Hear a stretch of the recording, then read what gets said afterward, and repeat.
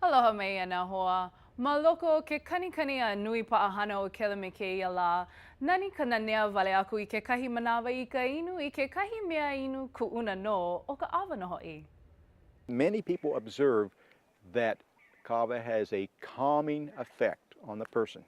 The 21st century is anything but calm. So the kava growers around the state banded together and say, hey, let's go back to our roots. We need to let people have a chance to taste kava because it's not like you go over to Long's and buy a batch. Well, if you want to learn something about Pacific Island cultures, particularly Hawaiian, I think this is an excellent venue. You can meet up with some of the people involved with this culturally and then get yourself introduced to the original pauhana drink. And it doesn't cause any harm to your body. In fact, it puts you in a good state of mind and I think helps you become a better person. He manuahi no ke komu I ke aha awa e malama ia na ma ke kulenui o Hawaii mama noa I ke ia po'aono mai ka hola umiku makahi o ke awa kea I ka hola e hiko o ke ahi. E maha ke kino I ka awa e nenea ka pepe I au I ka nahe o na pu'ukani e like me one right turn me kupa aina.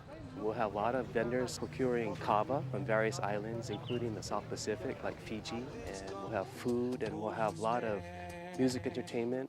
We're going to have a kapu'awa led by La'akea Sugunuma. And at 11, we're going to have a halal do the opening ceremony. And you can practically hang out all day there, drinking ava and enjoying company with friends. So if you want more information about the Ava Festival, surf over to kavafestival.org. O wau no ke o Amy Kalili no Sunrise ma Hawaii News Now.